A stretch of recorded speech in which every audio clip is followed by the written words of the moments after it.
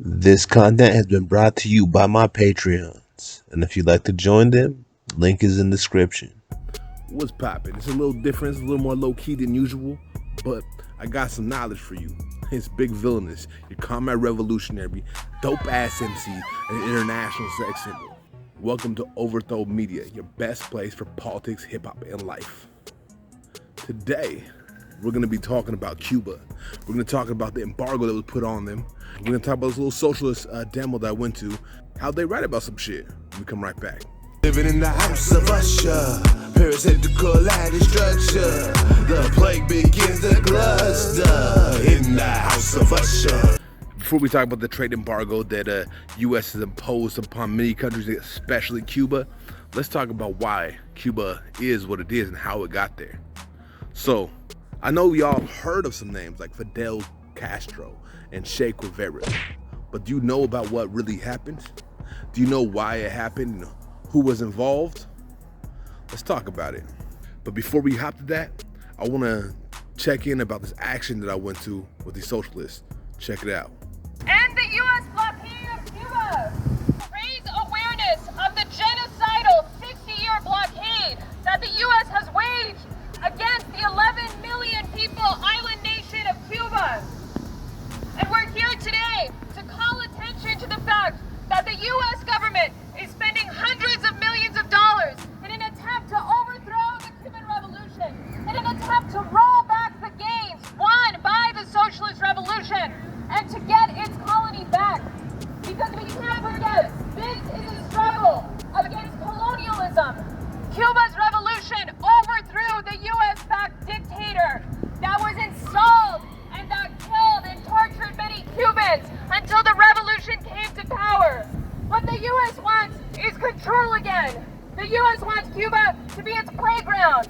It wants a return to the plantation era. It wants a return to Cuba's submission under the United States. But Cuba will not back down. Yeah, they were really going in, and I feel where they're coming from. The embargo was nothing to play with. It's something that the U.S. uses as sanctions against places that seek to find socialism, seek to find communism, seek to give the land to the people who work it, make sure the people who labor get their portion of the labor, get to decide their own destinies, instead of being used for some bourgeois capitalists to be able to make them wealthy. Batista was a puppet put in by the U.S. regime. Batista would use people as sex toys, making it a Western playground for the European colonialists and the U.S. capitalists to come in and spend their money there on the goods, which are the people. And so it was extremely atrocious and foul. Actually, Fidel had made a prior attempt, because he was a college student, to try to overthrow the government, but it kind of fell through. And they got kicked out of the country, luckily not executed, after being incarcerated for some time. That's where he went to Mexico, and he met who is now known as Che Guevara. They made a plot to go back to Cuba and to liberate his people. During this plot, as soon as they landed in Cuba, they were attacked. Someone had dropped a dime on them or something, and Batista knew they were coming. Out of the 100 people that came, only like half of them survived. So, what do you think about all that I'm talking about? Leave a comment down below. Let me know how you feeling about it. Also, hit that like button, subscribe, hit that bell so you can stay notified. Make sure to put it on all so you get every notification. And follow me on all my social media. That means villainous_music at TikTok, Twitter, Instagram, SoundCloud, Twitch, and Patreon. Now, they went up to the mountains for hiding.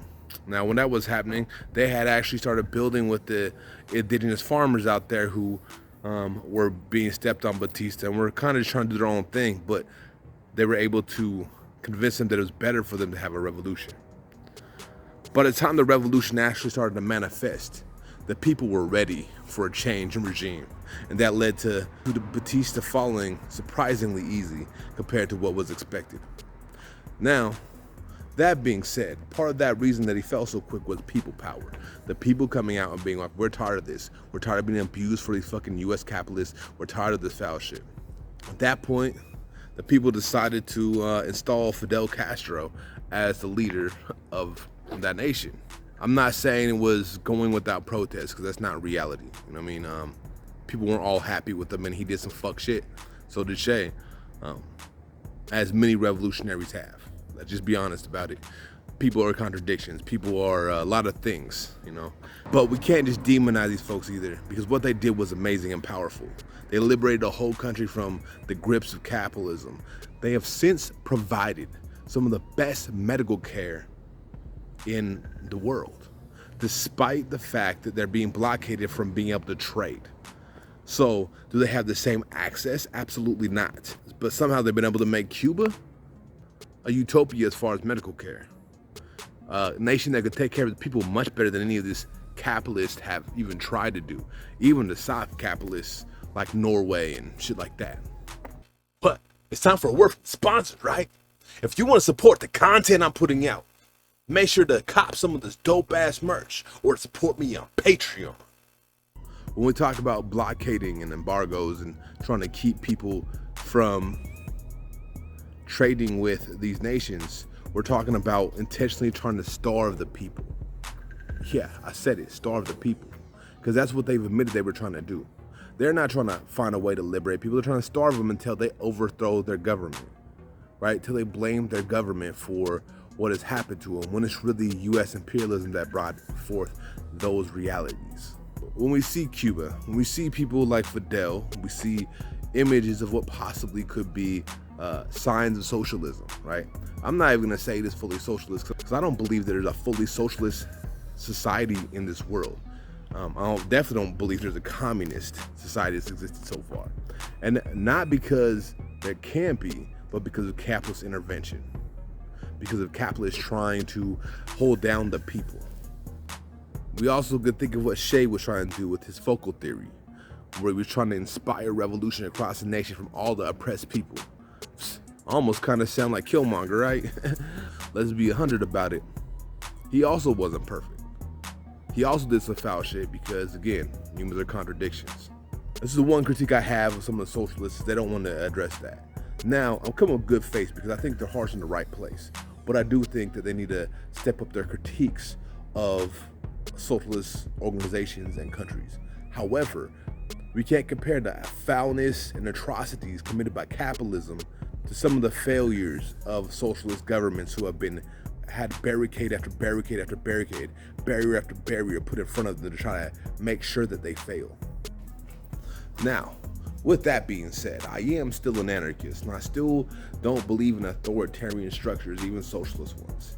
However, if a socialist government provides a society that is comparable enough, good enough, isn't going to lead us to extinction, I don't see the point in fighting it, personally.